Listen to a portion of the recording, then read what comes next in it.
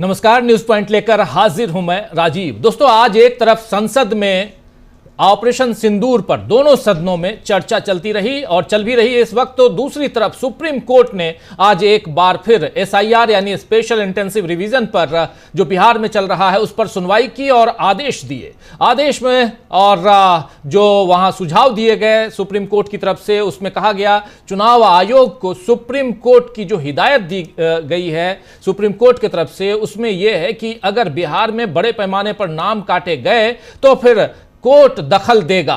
आप यानी चुनाव आयोग संवैधानिक संस्था है और संविधान के मुताबिक चलिए, ये बात कही गई है। इधर सुप्रीम कोर्ट की तरफ से हिदायत दी गई है चुनाव आयोग को, और दूसरी तरफ याचिकाकर्ताओं को भी सलाह दी गई है। सुप्रीम कोर्ट ने सलाह दी है याचिकाकर्ताओं को, और उसमें याचिकाकर्ता को कहा गया है कि 1 अगस्त को प्रकाशित होने के बाद जो ड्राफ्ट सूची है, जो ड्राफ्टेड लिस्ट है, उसमें छूटे हुए लोगों को चिन्हित करें। सूची में नाम जोड़ने और सुधार के लिए 30 दिन की प्रक्रिया है। लिस्ट में जीवित लोगों को शामिल किया जाना चाहिए। ये बातें यहां कही गई है याचिकाकर्ताओं के लिए भी, और इसके लिए राजनीतिक दल जो है वो गैर सरकारी संस्थाओं की भूमिका निभाएं। अगली सुनवाई अब 12 और 13 अगस्त की जो तारीख है उस दिन मुकर्रर की गई है, यानी 2 दिन 12 और 13 अगस्त को अगली सुनवाई होगी। खैर, ये तो बात रही एसआईआर को लेकर। इसके अलावा एसआईआर में कुछ खास नहीं, इसलिए उस पर अभी चर्चा नहीं। चर्चा बहुत गंभीर है, वो है संसद के अंदर जो बात चल रही है उसमें। संसद में ऑपरेशन सिंदूर पर चर्चा के लिए आप जानते हैं कि बीजेपी मान तो गई, लेकिन उसे यह एहसास नहीं होगा कि इस मुद्दे पर इंडिया गठबंधन के सांसद उसे इतनी बुरी तरह से घेरेंगे कि मोदी समेत पूरी सरकार को बचने का कोई रास्ता नहीं सूझेगा। आज संसद के दोनों सदनों में मोदी सरकार की पूरी पोल खुल गई। एक तरफ लोकसभा में राहुल गांधी, अखिलेश यादव, प्रियंका गांधी, इन सब के भाषणों ने नरेंद्र मोदी, अमित शाह, राजनाथ सिंह, एस जयशंकर, इन सब के फैसलों और बयानों पर सवाल खड़े किए, तो दूसरी तरफ राज्यसभा में मल्लिकार्जुन खड़गे ने न केवल अपने भाषण में मोदी सरकार की असलियत देश को बता दी, बल्कि बदसलूकी करने पर बीजेपी अध्यक्ष और राज्यसभा में नेता सदन जेपी नड्डा से माफी भी मंगवा ली। आज नेता प्रतिपक्ष मल्लिकार्जुन खड़गे, जिनको आप देख रहे हैं स्क्रीन पर, यहां माफी मांगनी पड़ी जेपी नड्डा को। सरकार की तरफ से अमित शाह ने जो भाषण दिया उसमें नेहरू से लेकर सोनिया गांधी, डॉक्टर मनमोहन सिंह, राहुल गांधी और अखिलेश यादव सबका नाम लेकर तंज कसे इतिहास को तोड़ मरोड़ कर पेश किया गया अमित शाह की तरफ से। अमित शाह के पूरे भाषण में केवल कांग्रेस को घेरने की नीयत दिखी। पहलगाम में जो भी हुआ है उसका अफसोस और उसकी जिम्मेदारी लेने की इच्छा शक्ति, या इसके हमले के अकारण जान गंवाने वाले जो लोग थे उसके लिए कोई भी दर्द नहीं दिखा अमित शाह के भाषण में। अमित शाह के भाषण के बाद जब अखिलेश यादव और प्रियंका गांधी, उसके बाद प्रियंका गांधी ने भाषण दिया, तो उसमें सरकार की चालाकी की धज्जियां उड़ा दी गईं। अमित शाह ने दावा किया कि बैसरन घाटी में आतंकियों को हमने ठोक दिया है। वहां पे जो आतंकी थे जिन्होंने 26 लोगों को मारा, उसको हमने ठोक दिया है, उसको हमने मार दिया है। इस पर अखिलेश यादव ने पूछ लिया कि यह ऑपरेशन महादेव कल ही क्यों हुआ? ठोकना था तो पहले क्यों नहीं ठोके? आखिर कल जब यहां संसद में कार्रवाई शुरू हुई है और ऑपरेशन सिंदूर पर चर्चा शुरू हुई है, तभी आपको ठोकना याद आया। खैर, इस वक्त जब हम चर्चा कर रहे हैं तो उधर प्रधानमंत्री नरेंद्र मोदी पिछले 1 घंटे से भाषण दे रहे हैं इसी सदन के अंदर, लेकिन उधर प्रियंका गांधी पे आना चाहता हूं। प्रियंका गांधी ने भी आज सोनिया गांधी पर हमले के जवाब में अमित शाह को बता दिया कि उनकी मां के आंसू तब बहे थे जब उनके पति की आतंकियों ने हत्या की थी। आइए जरा सुनिए, यहीं से शुरुआत करते हैं। प्रियंका गांधी ने बहुत ही शानदार भाषण दिया, बहुत शानदार भाषण। पूरा भाषण अगर आपने नहीं सुना है तो इसी चैनल पे आप सुन सकते हैं, लेकिन कुछ कुछ उसके हिस्से, कुछ कुछ उसकी बाइट्स आपको सुनाना चाहेंगे हम। सुनिए प्रियंका गांधी को। वैसे महोदय, मेरी मां की आंसू की बात किए, मैं इसका जवाब देना चाहती हूं। मेरी मां के आंसू तब गिरे जब उनके पति को आतंकवादियों ने शहीद किया, जब वे मात्र 44 साल की थी। और आज अगर मैं इस सदन में खड़ी हूं और उन 26 लोगों की बात कर रही हूं मैं इसलिए कर रही हूं क्योंकि मैं उनका दर्द जानती हूं, महसूस करती हूं। तो उनका दर्द जानती हूं, अपनी मां का दर्द जानती हैं, और साथ साथ 26 लोगों के लिए जो कह रही हैं कि चूंकि मेरी मां और मैंने देखा है इसीलिए उस दर्द को मैं महसूस कर सकती हूं जो बैसरन घाटी में हुआ। प्रियंका ने अमित शाह से भी कहा कि आप इतिहास की बात करिए, मैं वर्तमान की बात करती हूं, और लगातार आप लोग वही तो करते रहे हैं। आइए जरा सुनिए प्रियंका गांधी की दूसरी बाइट। गृह मंत्री जी के कार्य क्षेत्र में आता है इंटेलिजेंस ब्यूरो। क्या गृह मंत्री जी ने इस्तीफा दिया? इस्तीफा छोड़िए, जिम्मेदारी ली।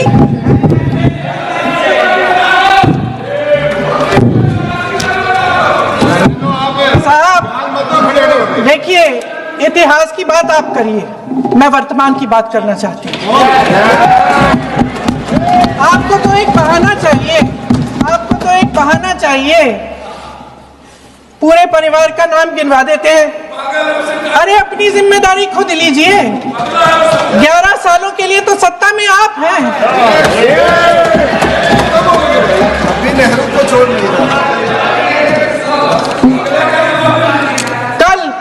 कल माननीय गौरव गोगोई जी ने अपने भाषण में पूछा गृह मंत्री जी से, क्या आपकी जिम्मेदारी नहीं थी? मैं देख रही थी। राजनाथ जी, रक्षा मंत्री जी यूं यूं अपना सर हिला रहे थे, कुछ बोले नहीं।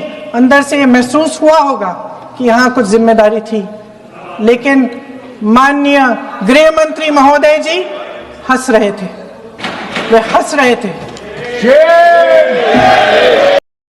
तो यहां पर प्रियंका गांधी बहुत ही संजीदगी के साथ अपनी बात रखते हुए, इसके साथ ही प्रियंका गांधी ने अमित शाह और राजनाथ सिंह से इस्तीफा भी मांग लिया। आइए जरा इस बाइट को भी सुनिए कि प्रियंका गांधी राजनाथ सिंह और अमित शाह से इस्तीफा कैसे मांग रही हैं, सुनिए।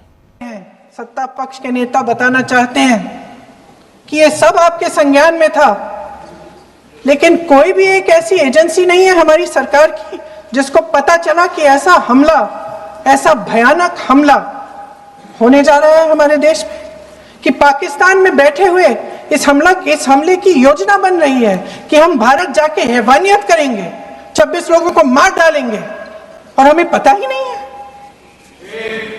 क्या ये हमारी एजेंसियों की विफलता है कि नहीं है?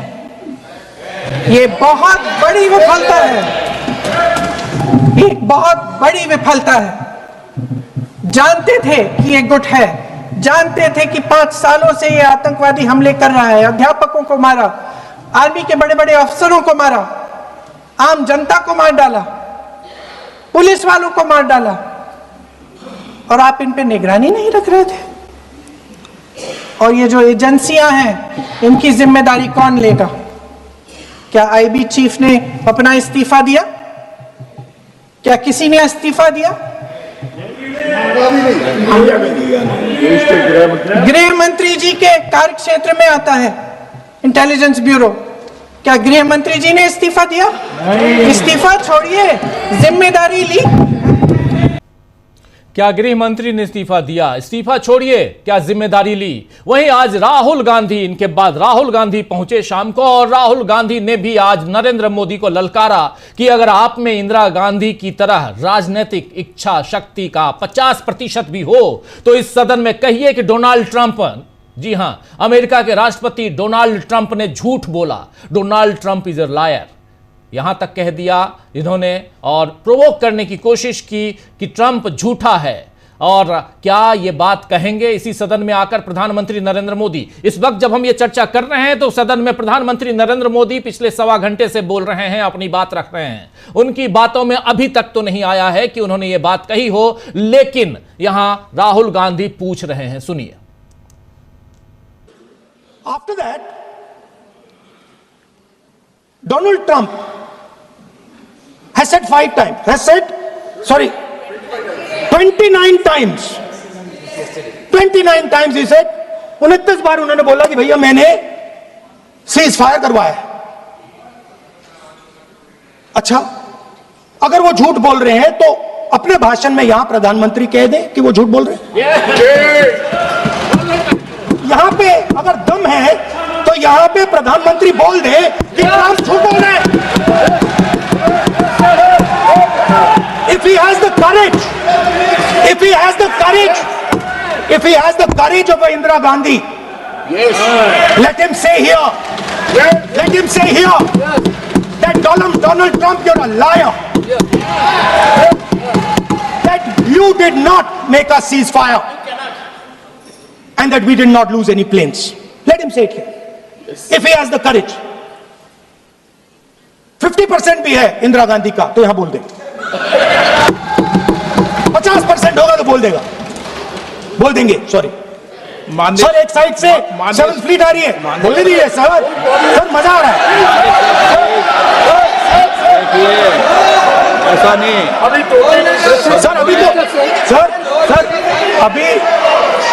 अभी तो मैंने ओपनिंग नहीं किया सर, आपका समय, अभी तो मैं सेट हो रहा हूं, समय आपका कम है, अभी सेट हो रहा हूं सर, थोड़ी ढील दीजिए। अगर दम है, अगर सचमुच में दम है तो आज शाम यहां प्रधानमंत्री को कह देना चाहिए Donald Trump is a liar, झूठ बोल रहा है डोनाल्ड ट्रंप। तो सुन लिया आपने, यहां पर राहुल गांधी बिल्कुल कहे अभी तो ओपनिंग है, अभी तो स्टार्ट ही कर रहा हूं और थोड़ा सा ढील दीजिए, यानी थोड़ी छूट दीजिए, मुझे बोलने दीजिए, थोड़ा मेरी पिच तैयार करने दीजिए। और इसके बाद राहुल गांधी ने धुआंधार बैटिंग की और राहुल की तरह उधर राज्यसभा में मल्लिकार्जुन खड़गे ने भी ट्रंप के सीज फायर के दावे पर मोदी सरकार से सवाल खड़े कर दिए, पूछे कई सवाल। जरा सुन लीजिए, मल्लिकार्जुन खड़गे उधर राज्यसभा में दनादन बैटिंग कर रहे थे, सुनिए। और सर, मैं अब सीधे सीधे 2-4 इसके प्रश्न पूछूंगा, उसका जवाब देंगे मुझे। मैं, क्योंकि हमारा सवाल ज्यादा प्राइम मिनिस्टर से है। अब इन्होंने जो रिपोर्ट लाए वो डिफेंस मिनिस्ट्री का रिपोर्ट लाए, लेकिन हम चाहते हैं मोदी जी को क्या हुआ, इतना चर्चा हो रहा, यहां नहीं वहां नहीं, फिर कहां है, आकाश में बैठे क्या?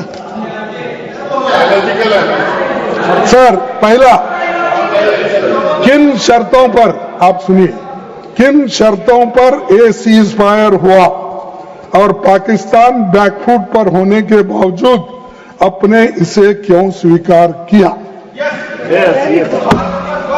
सर, नंबर 2, क्या यूनाइटेड स्टेट्स ने इसमें इंटरफियर किया? अगर हां तो किसके कहने पर और किन शर्तों पर आपने किया? तीसरा, क्या यूएस प्रेसिडेंट ने यह सीज फायर कराया जैसा वो बार बार दावा कर रहे हैं? और अगर हां तो क्या ये भारत की नो थर्ड पार्टी मेडिटेशन की पॉलिसी के खिलाफ नहीं है? तो ये भी जवाब होना चाहिए। सर, चौथा, क्या हमें ट्रेड थ्रेट्स या अन्य इकोनॉमिक ब्लैकमेल के कारण यह सीज फायर होना या इसको मानना पड़ेगा? इस पूरा ब्लैकमेल तक इन्होंने पूछ लिया कि क्या कोई ब्लैकमेलिंग हुई है। मल्लिकार्जुन खड़गे ने मोदी के सर्वदलीय बैठक में न आकर बिहार जाकर, आपको याद होगा कि इधर सर्वदलीय बैठक थी और मोदी साहब बिहार चले गए, तो इस पर भी चुनाव और वहां जाकर चुनाव प्रचार करने पर भी सवाल किए। और खड़गे साहब ने पूछा कि जब सुरक्षा व्यवस्था पर संदेह था तो पर्यटकों को जाने क्यों दिया गया बैसरन घाटी?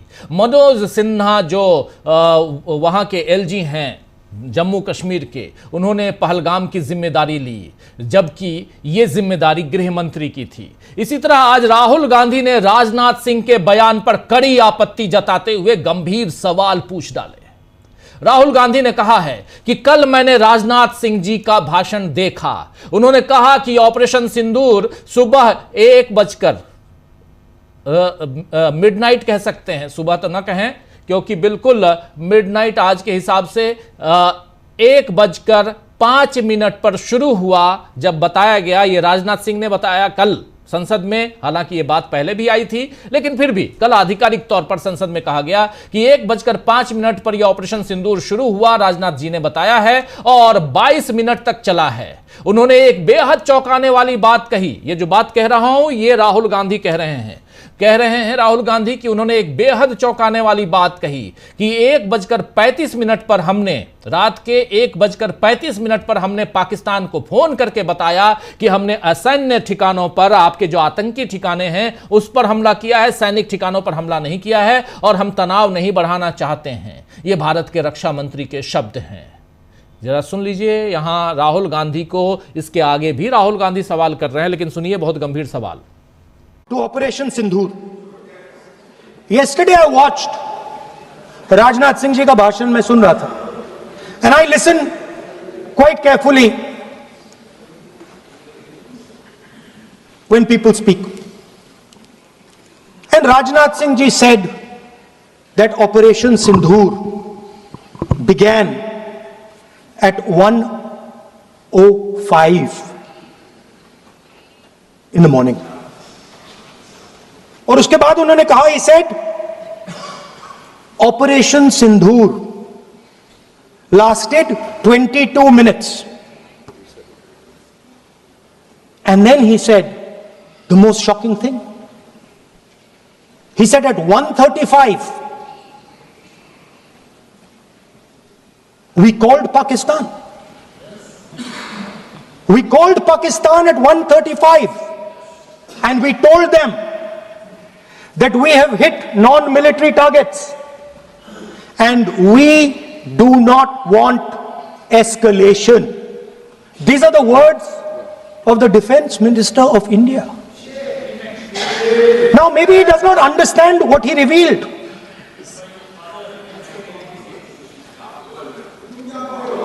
The DGMO of India was told by the government of India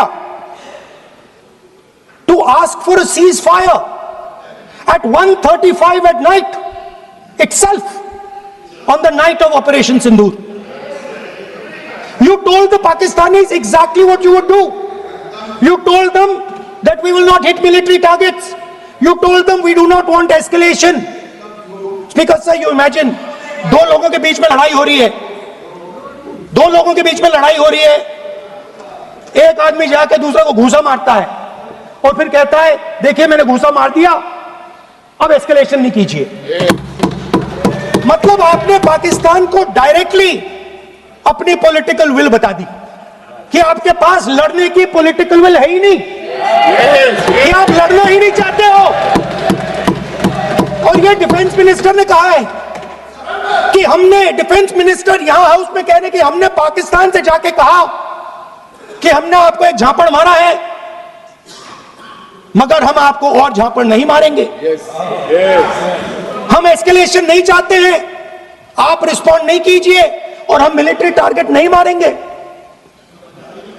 meaning the government of India informed the government of Pakistan that we have no political will, we don't want to fight, we have done this, we have just done this action. Surrender, immediate surrender in 30 minutes. तो यहां साफ साफ कह रहे हैं राहुल गांधी की भारत सरकार ने भारत के डीजीएमओ को रात 1:35 पर युद्ध विराम का अनुरोध करने को पाकिस्तान को कहा। यह बात यहां पर कह रहे हैं और राजनाथ सिंह के मुंह के सामने कह रहे हैं आपने पाकिस्तान को साफ साफ बता दिया था कि आप क्या करेंगे, आप पाकिस्तान के सैन्य प्रतिष्ठानों को निशाना नहीं बनाएंगे और आप तनाव नहीं बढ़ाना चाहते हैं। यह बात भारत सरकार ने और भारत सरकार की तरफ से डीजीएमओ ने यह बात पाकिस्तान के डीजीएमओ को कही। यहीं पर आत्मसमर्पण यानी सरेंडर, यही सरेंडर है। 30 मिनट में तुरंत आत्मसमर्पण यानी 30 मिनट में आपने तुरंत इमीडिएट सरेंडर कर दिया। यह बात यहां राहुल गांधी बोल रहे हैं और वो भी राजनाथ सिंह के मुंह पे कह रहे हैं। राजनाथ सिंह बैठे हुए सिर हिला रहे हैं। कुल मिलाकर दोस्तों आज संसद में पूरी तरह कांग्रेस का और इंडिया गठबंधन का दिन रहा मोदी सरकार देश की सुरक्षा करने में नाकाम रही और पाकिस्तान को सबक सिखाने का मौका होने के बावजूद ट्रंप के कहने पर सेना को रोक दिया। यह सच्चाई देश के सामने विपक्ष लाने में आज सफल हुआ है। राहुल गांधी ने तो मोदी को पूरी तरह एक्सपोज करते हुए कहा है कि देश का सम्मान और सेना का गौरव आपकी छवि, आपके प्रचार, आपके पीआर से कहीं ज्यादा बड़ा है। उसे अपनी ओछी राजनीति के लिए इस्तेमाल मत करिए। विपक्ष के हमलों के आगे मोदी सरकार आज पूरी तरह एक्सपोज हो गई है और इस वक्त जब हम चर्चा कर रहे हैं तो नरेंद्र मोदी अपने भाषण के आखिरी पड़ाव पर हैं, लेकिन अभी तक उन्होंने जो डिमांड यहां की थी राहुल गांधी ने वो नहीं बताया है। थोड़ी सी छोटी सी बानगी, सीधे ले चलते हैं आपको संसद। वहां पे नरेंद्र मोदी के भाषण का एक छोटा सा हिस्सा सुनाता हूं, फिर हमारे तमाम साथियों के बीच आपको लेकर आएंगे जहां पर हम इस खुले मंच पर चर्चा करेंगे कि आज जो कुछ हुआ है उससे देश को क्या मिलने जा रहा है और क्या सचमुच नरेंद्र मोदी ने अब अपनी छवि चमकाने के लिए पाकिस्तान के उस हिस्से पर हमला बोला था जहां जिस चीज को एक्सपोज करने की कोशिश आज राहुल गांधी ने की है। इस पे भी चर्चा करेंगे, लेकिन सुनिए यहां पर नरेंद्र मोदी जो अभी भाषण दे रहे हैं उनको। मैं देख रहा हूं डिफेंस के क्षेत्र में जो आत्मनिर्भर भारत की दिशा में हम जो कदम उठा रहे हैं, मैं हैरान हूं। कुछ लोगों को आज भी तकलीफ हो रही है, जैसे उनका खजाना लूट गया। ये कौन सी मानसिकता है? देश को ऐसे लोगों को पहचानना होगा। आदरणीय अध्यक्ष जी, मैं स्पष्ट करना चाहता हूं, डिफेंस में भारत का आत्मनिर्भर होना ये आज की शस्त्रों की स्पर्धा में के काल में विश्व शांति के लिए भी जरूरी है।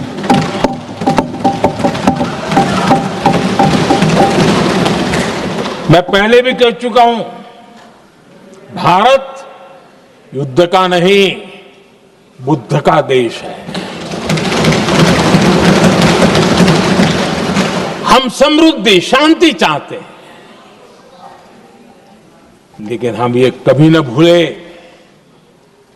कि समृद्धि का और शांति का रास्ता शक्ति से ही गुजरता है।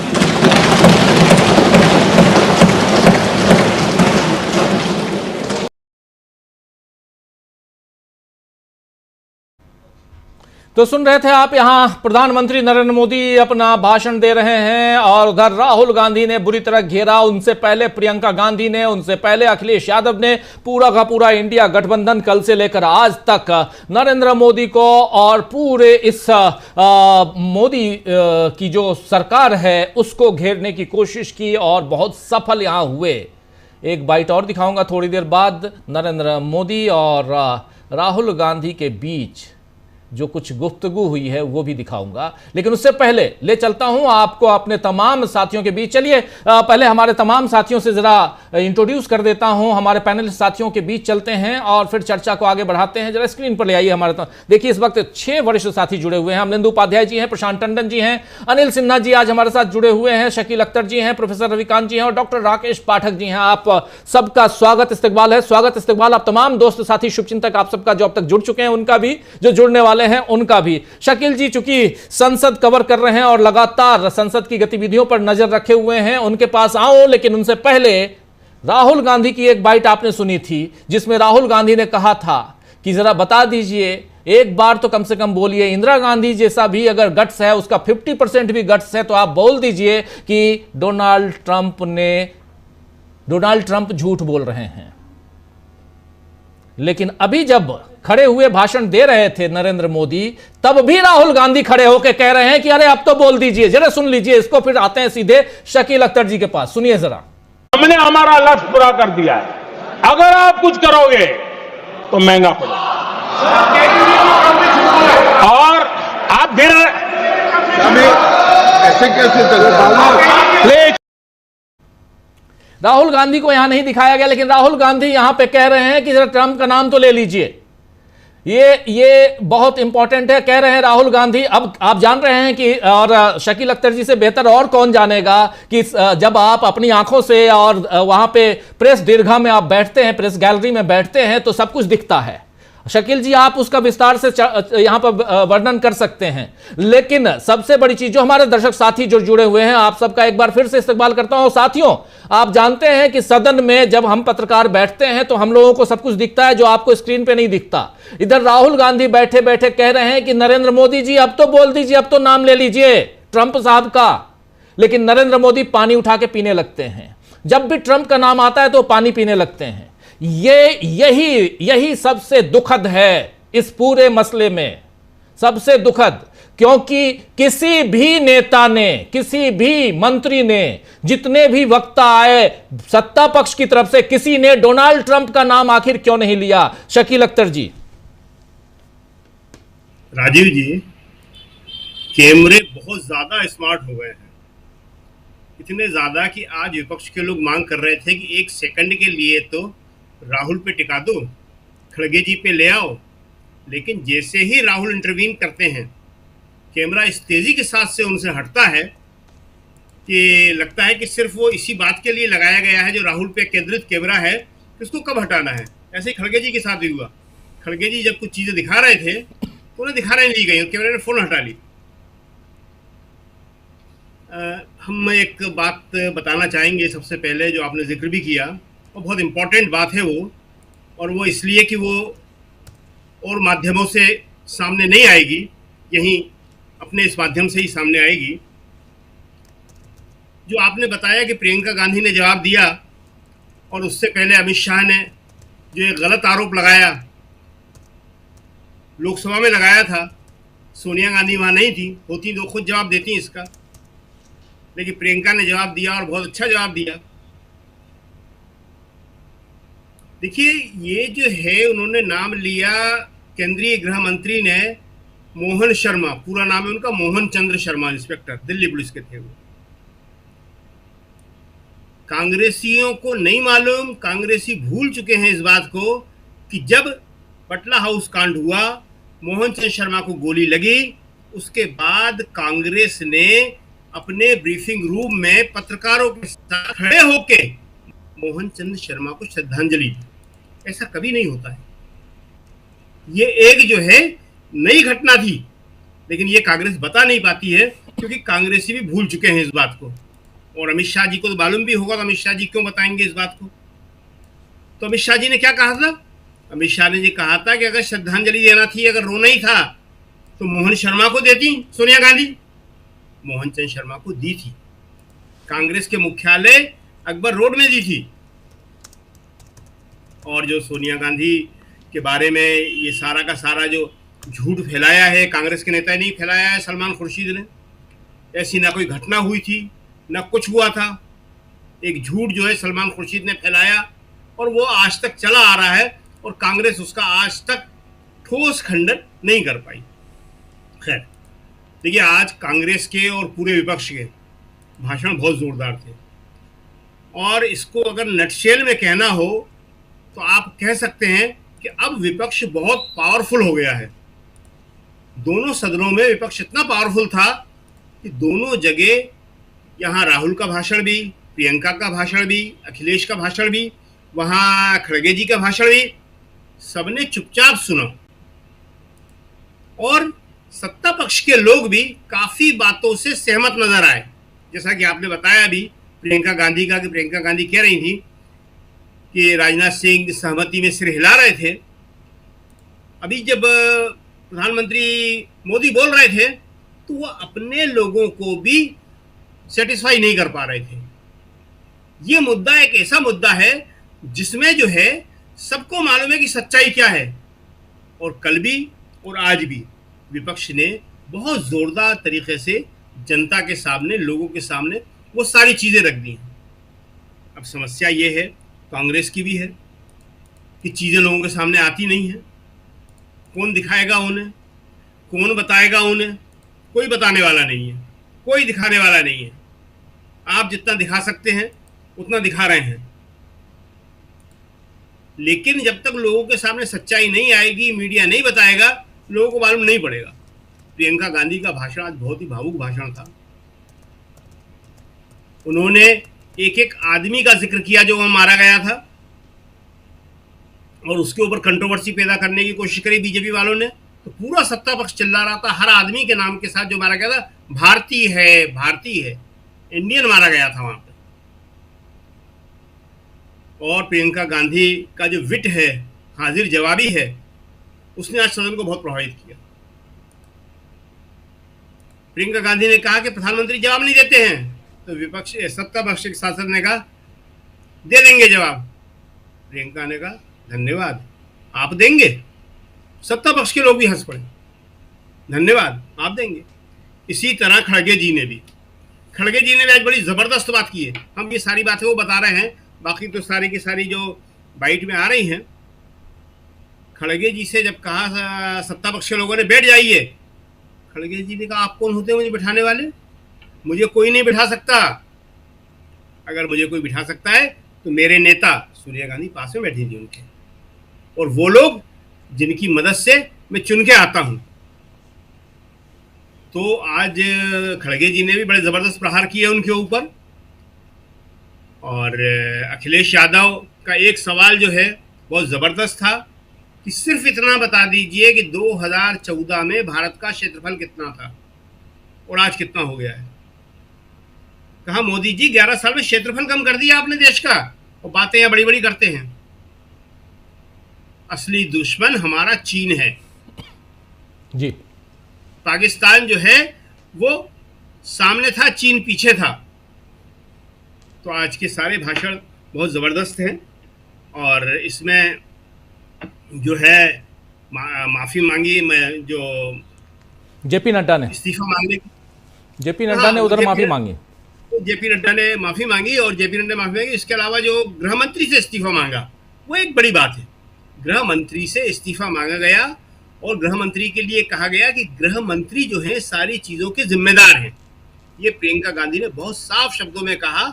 जिम्मेदारी उन्होंने इधर उधर नहीं डाली, सीधे गृह मंत्री पर जिम्मेदारी डाली कि गृह मंत्री जो है इसके लिए सीधे जिम्मेदार हैं। जी राजीव जी। बिल्कुल बिल्कुल, आता हूं दोबारा, बहुत कुछ आपसे जानना है। डॉक्टर राकेश पाठक जी, डॉक्टर साहब आपके पास आना चाहता हूं। कैसे देखते हैं इस पूरे घटनाक्रम को, और उसमें भी खुलकर एक तरफ इस्तीफा मांगना, दूसरी तरफ राहुल गांधी का वार। लेकिन प्रधानमंत्री नरेंद्र मोदी को राहुल गांधी जी ने जो चैलेंज दिया, वो चैलेंज प्रधानमंत्री अभी तक तो पूरा करते हुए दिखाई नहीं दे रहे हैं। हालांकि राहुल गांधी ने आज एक मुक्का भी मारा अपने टेबल पे, तो वहां बैठे हुए आसंदी पर बैठे विराजमान ओम बिरला ने कहा कि ये संसद के पैसे का है, कहीं टूट जाएगा तो दिक्कत हो जाएगी। तो राहुल गांधी ने बोला सॉरी।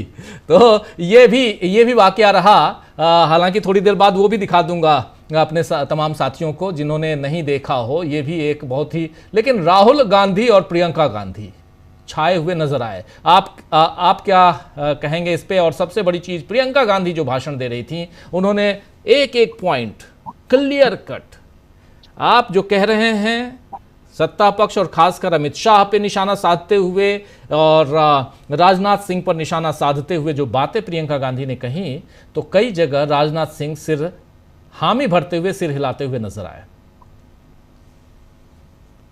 डॉक्टर साहब, सबसे पहले तो संसद की संपत्ति की चिंता जो ओम बिरला ने की, ठीक किया उन्होंने, क्योंकि उन्हें पता होगा कि राहुल गांधी मार्शल आर्ट के ब्लैक बेल्ट हैं। वो जो जापानी कोई आर्ट है, अकीगो ऐसा कुछ नाम है, मैं तो जानता भी नहीं हूँ कौन सी आर्ट है, और 6 पैक वाले हैं। तो हो सकता है उनके मुक्के से राष्ट्रीय संपत्ति का नुकसान हो जाए। अच्छी बात है। संसद का यह सत्र पिछले कई सालों के तमाम सत्रों से ज्यादा महत्वपूर्ण। हमेशा राजनीतिक विषय सामने होते हैं, लेकिन इस बार राष्ट्रीय सुरक्षा का विषय सर्वोपरि। वो इसलिए भी बहुत अहम है कि देश के 26 बेकसूर नागरिक मारे गए, उसके बाद हमने पाकिस्तान के साथ 4 दिन का युद्ध लड़ा, फिर डोनाल्ड ट्रंप ने सीज फायर का ऐलान कर दिया। शुरुआत अच्छी हुई थी। मैं बड़ी विनम्रता से कहना चाहता हूं, रक्षा मंत्री ने बड़ी शालीनता से अपनी बात कही थी, और स्वस्थ लोकतंत्र में यही होना चाहिए। लेकिन नरेंद्र मोदी, अमित शाह भी अपनी उम्मीदों पर खरे उतरे। उनसी जैसी उम्मीद थी कि वे अखंड असत्य बोलेंगे, वे जुमलेबाजी करेंगे, वे अपने स्तर के मुताबिक स्तरहीन संवाद करेंगे, उस पर वे खरे उतरे। अगर अमित शाह से लेकर नरेंद्र मोदी के भाषणों में जो तथ्य आए हैं उनकी मीमांसा करें राजीव जी, तो आधे से ज्यादा बातें उनकी झूठी साबित होती। कितनी हास्यास्पद बात है कि देश का गृह मंत्री व्हाट्सएप ग्रुपों में चलने वाली चर्चा के आधार पर कहता है कि सरदार पटेल 1960 में दौड़े हुए आकाशवाणी गए थे कि नेहरू जी कहीं ऐसा वैसा कुछ न कह दें। हम और पूरी दुनिया जानती है कि 1950 में सरदार पटेल का निधन हो चुका था। इसी तरह प्रधानमंत्री ने भी अपने भाषण में जो सीज फायर का क्रम बताया वो भी बिल्कुल झूठ है। उसकी सबसे पहली इत्तला डोनाल्ड ट्रंप ने दी, उसके बाद अमेरिका के विदेश मंत्री मार्को रूबियो ने दी, उसके बाद उपराष्ट्रपति जेडी वेंस ने दी, उसके बाद पाकिस्तान के मंत्री ने दी, फिर हमारे विदेश मंत्री ने इसकी इत्तला दी। ये क्रोनोलॉजी थी। आखिरी और सबसे महत्वपूर्ण बात, राहुल गांधी ने एक साधारण सी चुनौती दी कि अगर आपने इंदिरा गांधी के साहस का आधा भी साहस करे तो डोनाल्ड ट्रंप का नाम लेकर कह दीजिए कि वो झूठ बोल रहा है। नरेंद्र मोदी ने नरोवा कुंजरोवा के अंदाज में अश्वत्थामा हंतो नरोवा कुंजरोवा कह दिया। दुनिया के किसी देश ने युद्ध रोकने को नहीं कहा। अरे हम भी जानते हैं दुनिया के किसी और देश ने नहीं कहा, किसी देश ने नहीं कहा, पर जिस एक देश ने कहा उस देश का नाम ले देते। चलिए डोनाल्ड ट्रंप का नाम लेने का साहस नहीं जुटा पाए तो संयुक्त राष्ट्र अमेरिका कह देते, संयुक्त राज्य अमेरिका कह देते। इतना भी नहीं बना उनसे। अभी भी जब वे बोल रहे थे राहुल गांधी ने एक बार फिर टोका। राहुल गांधी ने कहा झूठ बोल रहा। यद्यपि इन शब्दों पर राहुल गांधी कई बार फिर ठीक कर लेते हैं, झूठ बोल रहे हैं कह देते हैं। तो ये सत्र इस बात को प्रमाणित करने के लिए पर्याप्त है कि राष्ट्रीय सुरक्षा जैसे विषय में सरकार के पास जवाबदेही के लिए कुछ भी नहीं है, एक तिनका भी नहीं है जिसकी आड़ लेकर वे अपने दिवालियेपन को छुपा सकें। अब बात प्रियंका गांधी के भाषण की आपने कही थी। प्रियंका गांधी और राहुल गांधी और कांग्रेस के भी उनके सहयोगी दलों के बाकी नेता कनिमोझी, सुप्रिया सुले, अखिलेश यादव, ये संसदीय इतिहास में दस्तावेज बनने वाले भाषण है। हर भाषण संसद का दस्तावेज ही होता है, लेकिन ये इतिहास में राजनीति शास्त्र के, सैन्य विज्ञान के विद्यार्थियों के लिए अध्ययन का विषय होगा कि कैसे सरकार से सवाल पूछने चाहिए। गांधी जी कहा करते थे आपका लहजा तल्ख नहीं होना चाहिए, लेकिन ऐसा हो कि आपकी बात पुरजोर तरीके से सामने आए। प्रियंका गांधी ने यही साबित किया। राहुल गांधी ने भी अपने भाषण में मुद्दों पर बात की। एक संदेश उन्होंने दे दिया, बिटवीन द लाइन्स राजीव जी पढ़ने की जरूरत। राहुल गांधी ने हमारी सेनाओं को, सेनाओं के मुखियाओं को, एक एक सैनिक को यह संदेश दे दिया कि नरेंद्र मोदी अपनी छवि के लिए आपका इस्तेमाल कर रहे हैं और मैं या इंडिया गठबंधन या कांग्रेस सेना के सम्मान के लिए खड़े हैं। कई तरह के झूठ हैं, बहुत विस्तार से समय हो जाएगा, हमारे कई विद्वान साथी मौजूद हैं। एक और छोटी सी बात जोड़ देता हूं। नरेंद्र मोदी ने दावा किया कि उनकी सरकार ने रक्षा बजट बढ़ाया है। राजीव जी ये भी सफेद झूठ है। अब सफेद झूठ से बड़ा कोई शब्द इजाद करना पड़ेगा भाषा शास्त्रियों को नरेंद्र मोदी के बोल वचन पर। रक्षा बजट बढ़ाया नहीं है सरकार ने, साल दर साल 2020-21 से कम होता चला जा रहा है। 2020-21 में 2.3, 21-22 में 2.15, 22-23 में 2.1, 23-24 में 2 और साल 2024-25 के वित्तीय वर्ष में 1.9% कुल बजट का रक्षा बजट के हिस्से में आया। तो प्रधानमंत्री फ्लोर पर अपनी ही सरकार के आंकड़ों को झुठलाते हैं और झूठ बोलते हैं, तो क्या उम्मीद की जाए। और एक अंतिम बात, शायद अमित शाह ने अपने भाषण में कहा कि 71 की लड़ाई में 93,000 सैनिकों को छोड़ दिया वगैरह वगैरह। ये लोग नहीं जानते कि जेनेवा कन्वेंशन नाम की भी एक बला है। युद्ध बंदियों को इस तरह नहीं रखा जा सकता। और नरेंद्र मोदी, अमित शाह और उनकी सरकार ये भूल रहे हैं कि हमारे ही एक जांबाज अभिनंदन वर्धमान को इसी जेनेवा कन्वेंशन के चलते पाकिस्तान ने रिहा किया। तो मैं ये मानकर चल रहा हूं कि ये शत्रु नरेंद्र मोदी और उनकी सरकार पर बहुत भारी पड़ रहा है। अंतिम तौर पर देश में यह संदेश चला गया है कि नरेंद्र मोदी डोनाल्ड ट्रंप के सामने नतमस्तक हैं, उनका नाम लेने की हिम्मत नहीं जुटा पाया।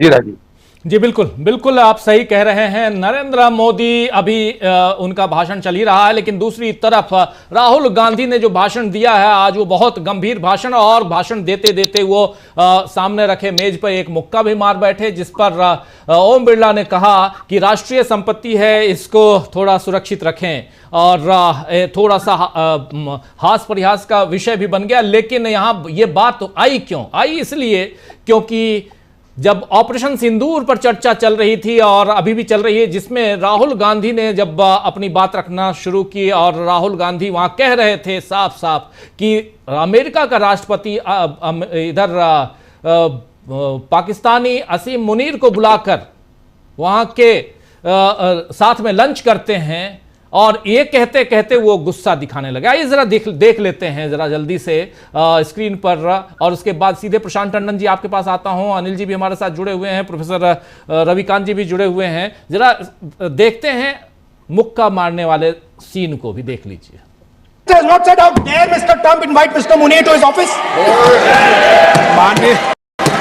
माननीय सदस्य, इसको माननीय सदस्य, Now let me say what Donald Trump has to say. माननीय सदस्य, ये सदन, Let me say what Donald Trump माननीय has to say. सदस्य, ये सदन की संपत्ति है, Sorry, इसको मत तोड़ो। Sorry sir, गलती हो गई। ये कई काम से Now we have, according to this government, they have deterred Pakistan. Has not said how dare Mr. Trump invite Mr. Munir to his office.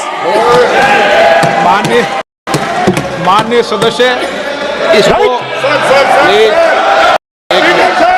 माननीय सदस्य, Now let me say what Donald Trump has to say. माननीय सदस्य, ये सदन, Let me say what Donald Trump माननीय has to सदस्य, say. ये सदन की संपत्ति है, Sorry, इसको मत तोड़ो। Sorry sir, गलती हो गई। तो देख लिया आपने प्रशांत जी, मुक्का मारे, उसके बाद गलती हो गई, फिर कह रहे हैं उसको, मेज को थोड़ा साफ भी कर रहे हैं कि अच्छा सुरक्षित है, और कह रहे हैं ये सदन की प्रॉपर्टी है भाई, इसको मत कीजिए। लेकिन गुस्सा जायज है, इसमें कोई दो राय? प्रशांत जी देखिए, संसद में जो 2 दिन में हुआ और जो भी चल रहा है, मैं उस पर बात रखूंगा, लेकिन एक सबसे इम्पोर्टेंट बात ये राजीव जी कि कोई भी खिलाड़ी कितना भी खराब हो, कितना भी आउट ऑफ फॉर्म हो, वो अपनी होम पिच पे अच्छा खेलता है। आज 2 दिन में बीजेपी अपनी होम पिच पे नहीं खेल पाई। ये तो उनकी राजनीति है, राष्ट्रवाद, आतंकवाद, पाकिस्तान, और उस पर ही वो डिफेंसिव हो गए और तमाम गलतियां कर बैठे। उन गलतियों पे मैं आऊंगा, लेकिन जो पिछले 2 दिन में हुआ है, देखिए बहुत साल गर्भित चर्चा हुई है, पहली बात, और इंडिया गठबंधन के नेताओं ने संसद के दोनों सदनों में और खासकर लोकसभा में वो सारी बातें जो सेना के जनरल्स उठा रहे हैं, जो अखबारों के संपादक उठा रहे हैं, जो थिंक टैंक उठा रहे हैं, जो पॉलिसी के विशेषज्ञ उठा रहे हैं, जो सिक्योरिटी एक्सपर्ट उठा रहे हैं, जो रिटायर्ड जनरल्स उठा रहे हैं, वो सारी बातें जो पत्रकार और लोगों के बीच में चर्चा है, वो सारी बातें संसद में रख दी, सरकार के सामने रख दी, सरकार को निरुत्तर कर दिया। तो ये जब बातें हम लोग सुन रहे हैं, राहुल गांधी या प्रियंका गांधी या अखिलेश यादव, तमाम लोग जो बोले हैं, अखिल गोगोई, वो गौरव गोगोई, तो ये सारी बातें वही बातें हैं जो पिछले एक 1.5-2 महीने से चर्चा में है ऑपरेशन सिंदूर के बाद से, और वो सब संसद के पटल पे आ गई। ये एक अच्छा काम हुआ।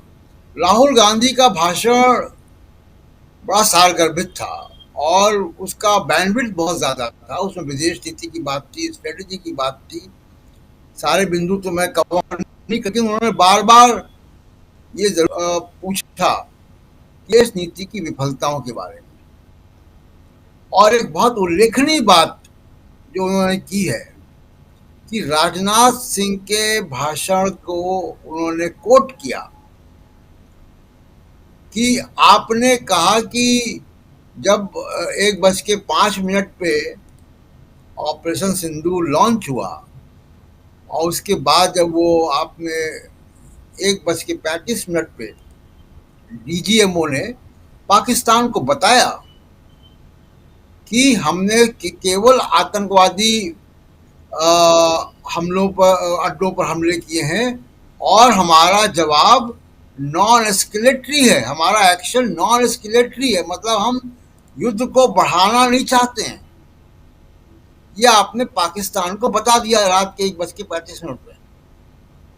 यह राहुल गांधी ने कोट किया राजनाथ सिंह के भाषण के। वो मैंने सुना है वो राजनाथ सिंह का भाषण। राजनाथ सिंह के भाषण के लगभग 7वें मिनट में ये बात है। कोई भी हमारा दर्शक या हम लोग पैनलिस्ट जाके देख सकते हैं। तो ये एक बड़ी, जिसको कहूँ कि एक बात है जो कि देश की जनता के सामने आ गई। जो मीडिया के सामने कभी जयशंकर बोल रहे हैं, कभी कोई और बोल रहा था, वो बात संसद के रिकॉर्ड में आ गई कि पाकिस्तान को कॉल किया।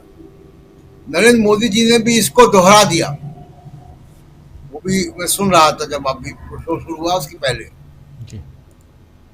अब 3-4 बातें नरेंद्र मोदी जी की जो वहां पे आई, उन्होंने ये कहा कि किसी देश ने हमको फोर्स नहीं किया, कहा नहीं कि युद्ध रोक दो, यानी इशारों में डोनाल्ड ट्रंप की तरफ को कह दिया कि डोनाल्ड ट्रंप ने नहीं कहा। जबकि दुनिया जानती है कि 6:35 पे डोनाल्ड ट्रंप का ट्वीट आया था और 6:55 पे हमारे विदेश सचिव का ने बताया था। तो इस बीच 22 मिनट का जो फर्क है, 20-22 मिनट का, वो है, वो रिकॉर्ड में, उसको आप कैसे झुठला सकते हैं? एक बात।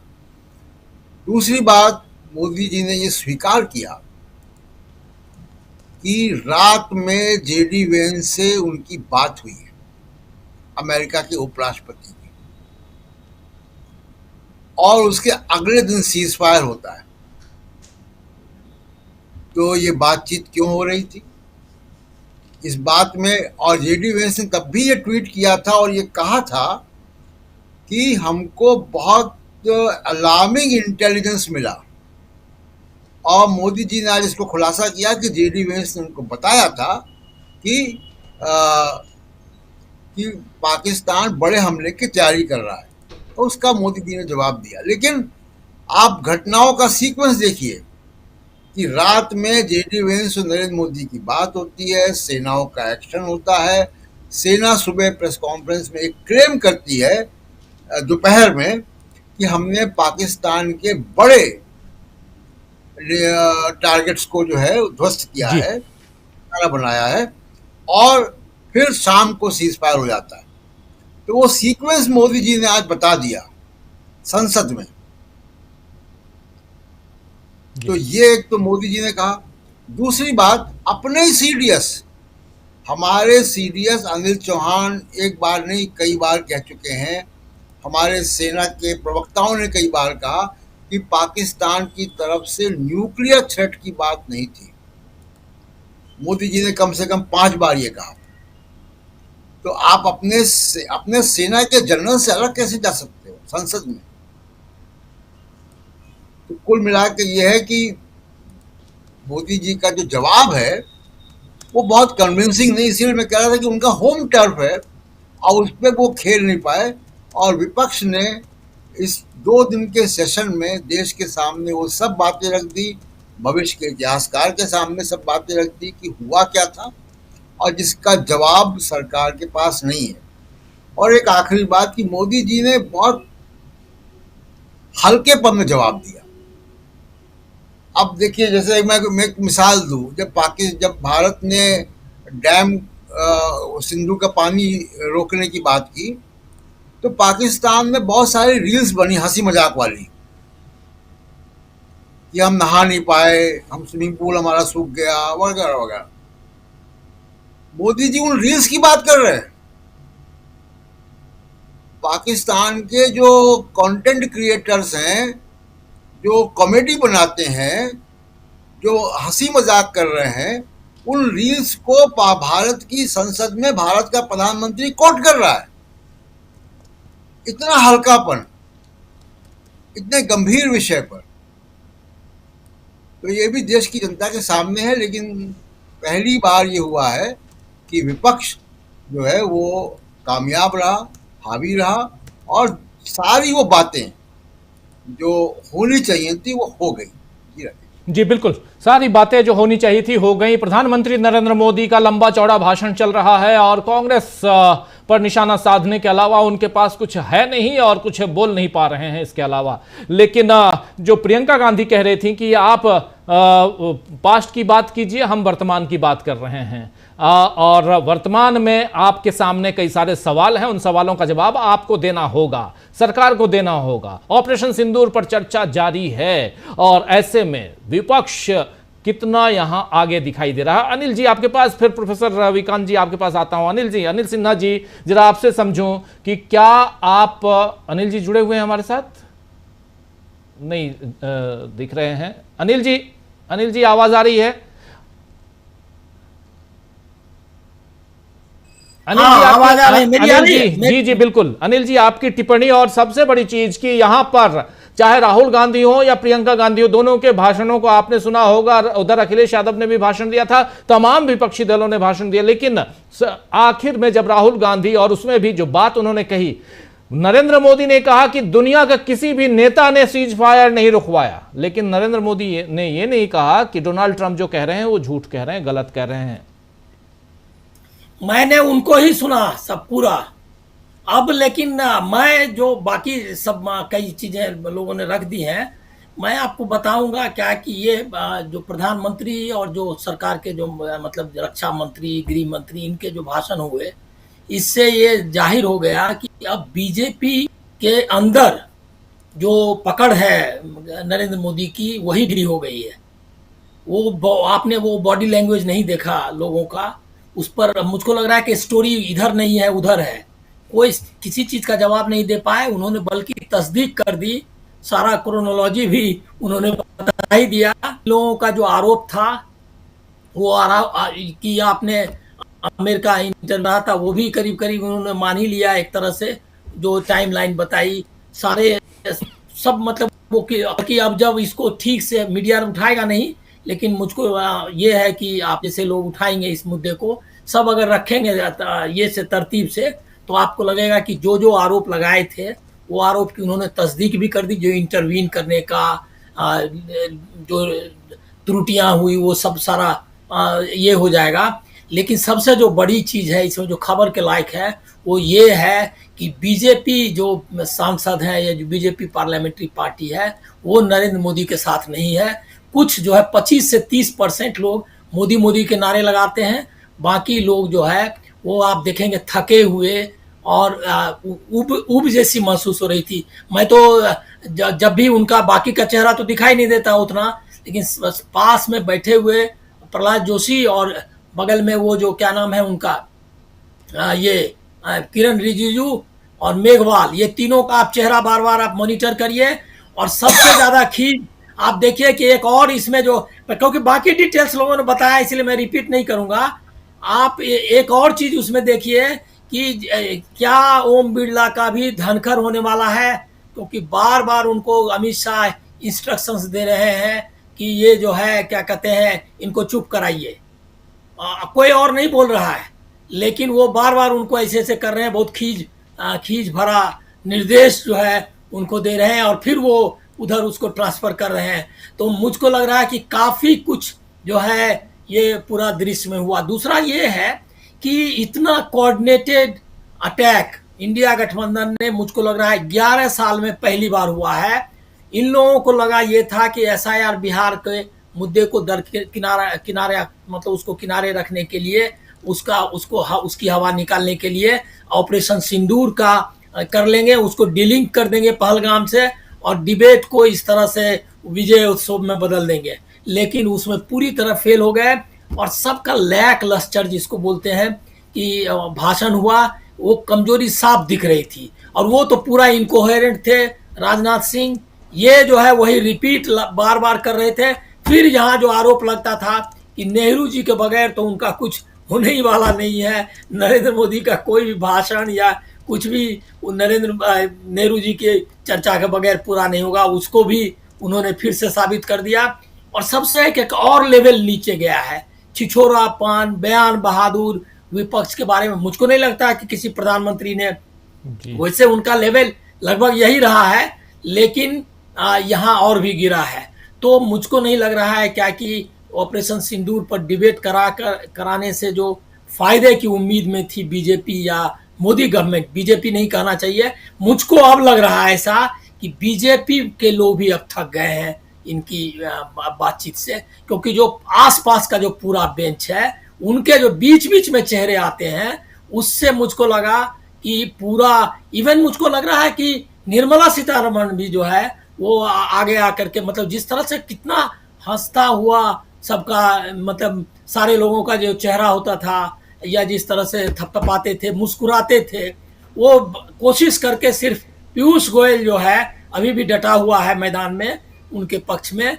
लेकिन मुझको लग रहा है क्या कि पूरी बीजेपी की लीडरशिप अमित शाह और पीयूष गोयल या कुछ ऐसे लोगों को छोड़कर वो अब जो है ऑफ लोड करना चाहती है इस वजन को ये करने में। मैं जो आज पूरा 2 दिन का है और विपक्ष तो पूरा हावी रहा, सबसे बेहतरीन मैं मानूंगा गौरव गोगोई का भाषण रहा। उसके बाद प्रियंका गांधी ने एकदम मानवीय सवाल उठाया कि जो 26 लोग जो शहीद हुए, देश के नागरिक आप पर भरोसा करके गए थे, आपने उनको सुरक्षा नहीं दी और उनके नाम पढ़ करके जो सुनाया, इससे बेहतरीन जो ऑप्टिक्स जो है, जो नैरेटिव है, उससे कोई नहीं, मतलब इससे बेहतर मुझको तो बेस्ट मोमेंट जब 26 पहलगाम के मरने वाले लोगों का नाम पढ़ के लोगों ने सुनाया और लोगों ने भारतीय कहा, उन्होंने हिंदू बताने की कोशिश की, वही नैरेटिव को आगे बढ़ाना चाहते थे, तुष्टीकरण वगैरह। फिर आ गए नरेंद्र मोदी, जो बचा हुआ हिस्सा था हिंदू मुसलमान करने का, उसकी कोशिश अभी उनकी जारी है। अब वो कहाँ तक ले जाते हैं देखना। एक चीज मैं और कहूंगा कि इसका मतलब ये है कि ये जो आरएसएस की आइडियोलॉजी की जो फाइट है अब एक डिसिसिव स्टेज में इस संसद के बाद में देख रहा हूं। वो डिसिसिव स्टेज ये है कि जो कहा उन्होंने, आप देखिए कि पोटा बंद करने की आलोचना कर रहे थे, ये पोटा बंद करने वाली सरकार है। इससे पता चलता है कि लोकतंत्र और बनाम तानाशाही का जो ये है नैरेटिव है, उस पर भी चर्चा करनी चाहिए। पोटा बंद करने वाला कोई भी लोकतांत्रिक सरकार पोटा टाडा इसके खिलाफ जो है कदम उठाएगी। ये जो है इसको आप यूएपीए और जो आर्म फोर्स स्पेशल ये वाला जो वहां पर है नॉर्थ ईस्ट वगैरह में, बाकी जगह वाला, उसका समर्थन नहीं कर सकते। इसका विरोध हो रहा था। इसका मतलब कांग्रेस जो है लोकतंत्र के लिए है, मानवाधिकार के लिए है, लोकतांत्रिक अधिकारों के लिए है। ये जो है तानाशाही ऑथोरिटेरियन ये के लिए है, डिविसिवनेस ये करने के। एक और चीज जो राहुल गांधी ने और दोनों सवाल का जवाब नहीं दे पाए नरेंद्र मोदी से लेकर को कोई भी, कि ट्रंप के नाम लेकर के उनकी आलोचना करो, नहीं कर पाया। अमेरिका के नाम लेकर के नहीं कर पाए। दूसरा, उन्होंने ये जो है पाकिस्तान के ये एंटी पाकिस्तान नैरेटिव, उसको हिंदू मुसलमान तक ले जाना, ये वाला काम, उसमें भी मुझको लग रहा है विफल रहे। तो जो अपनी जो उनकी पॉलिटिक्स है, जो ये की क्या कम्युनल पॉलिटिक्स ऑथोरिटेरियनिज्म की, उसके लिए जो नैरेटिव बनाना था वो भी नहीं बना पाए। तो मैं कम से कम देख रहा हूँ ये आउटकम कि उसका आउटकम जबरदस्त है। ये इनका फेल गया। अब लेकिन लड़ाई जो असली है वो बिहार के एसआईआर की है। उसमें सुप्रीम कोर्ट फिर से पीछे हट गया, ये मेरा मानना है। आप लोग बहुत सारे लोग बोल रहे हैं मीडिया में, मतलब सोशल मीडिया जो आपका यूट्यूबर्स वगैरह कि उनका जो है कानून मेट दिया सुप्रीम कोर्ट ने। सुप्रीम कोर्ट ने उनको, पहले भी मैंने कहा था, आज भी कहूंगा कि सुप्रीम कोर्ट ने उनको इजाजत दे दी ड्राफ्ट रोल बनाने की। अब उसको उसका पूरा सूची बनाने के लिए इनमें कोई गड़बड़ी होगी तो आप आइएगा, ये कोई रेमेडी नहीं है। इसीलिए कि अगर होगा तो कोई भी आदमी कोर्ट जा सकता है। इसमें सुप्रीम कोर्ट ने नया क्या दिया? अभी तक के प्रोसेस को उसने रोका नहीं। उसमें जो कहा कि 65 लाख लोगों को निकाला जा रहा है, उस पर भी उसने कोई कार्रवाई नहीं की। सारे फ्रॉडिज्म के जो अजीत अंजुम से लेकर सारे यूट्यूबर्स ने जो लाया था सामने, उसका भी कोई संज्ञान नहीं लिया। तो वो जो है आपकी अभी फाइट जो है हमको लग रहा है डिसिसिव स्टेज में है, चाहे नरेंद्र मोदी के खिलाफ हो या आप पूरा सिस्टम के साथ। तो ये ऑपरेशन सिंदूर की बहस में दिखाई दे रहा है। जी, ऑपरेशन सिंदूर और ऑपरेशन सिंदूर को लेकर जो बहस हुई है, अब नरेंद्र मोदी का भाषण समाप्त हो गया है। लोकसभा की कार्रवाई जो है वो कल तक के लिए स्थगित हो गई है। कल 11 बजे फिर लोकसभा जैसे चलती है वैसे चलेगी, और उधर राज्यसभा में वो कार्रवाई इस पर ऑपरेशन सिंदूर पर चर्चा जारी है राज्यसभा में। लेकिन लोकसभा की कार्रवाई आज खत्म हो गई है, इसलिए क्योंकि नरेंद्र मोदी का भाषण यहाँ पर हो गया। और लेकिन लोकसभा में अभी तक जो कुछ हुआ है उसमें नरेंद्र मोदी बैकफुट पर नजर आए, मोदी सरकार बैकफुट पर नजर आई। और राजनाथ सिंह का भाषण जो भी रहा हो, जैसा भी रहा हो, लेकिन एक यहीं से जो एक कहें तो ताबड़तोड़ जो बैटिंग करनी चाहिए थी सत्ता पक्ष को, वो करते हुए सत्ता पक्ष दिखाई नहीं दिया। राजनाथ सिंह एक चुनावी भाषण के रूप में भाषण देते हुए नजर आए, और उसके बाद समापन भाषण जो नरेंद्र मोदी का था वो भी वैसे ही नजर आया। लेकिन जो निकल के आना चाहिए था कि भारत कितना सुरक्षित है, ऑपरेशन सिंदूर पर चर्चा। प्रोफेसर रविकांत जी, क्या आपको लगता है ऑपरेशन सिंदूर पर चर्चा का मतलब क्या था? अभी भी जो राज्यसभा में चर्चा चल रही है उसके मायने क्या हैं? मायने तो यही है कि हम और आप सुरक्षित हैं कि नहीं हैं। हम और आप किसी टूरिस्ट प्लेस पे जाएंगे और ताबड़तोड़ कोई गोलियां आकर बरसा देगा और इस दुनिया को हम दुनिया से चले जाएंगे, इसकी गारंटी, और नहीं जाएंगे इसकी गारंटी क्या ये सरकार देती है? चर्चा तो इसलिए है ना। लेकिन चर्चा ये नहीं हुई। चर्चा तो वहां साफ हो रही थी कि नेहरू कैसे, इंदिरा कैसे, राजीव कैसे, सोनिया गांधी कैसी। तो इसलिए तो प्रियंका गांधी ने कहा कि जब मर्जी आती है आप हमारे खानदान का लिस्ट लेके चले आते हैं, नाम लेके चले आते हैं। प्रोफेसर रविकांत जी, हम इसलिए लेके चले आते हैं कि सारी राजनीति तो उन्हीं नामों के जरिए की उन्होंने। बाकी उनके पास तो उनका तो अपना कुछ है नहीं, वो किसका नाम ले? विनायक दामोदर सावरकर कर लें कि नाथूराम गॉडसे कर लें, वो तो ले नहीं सकते।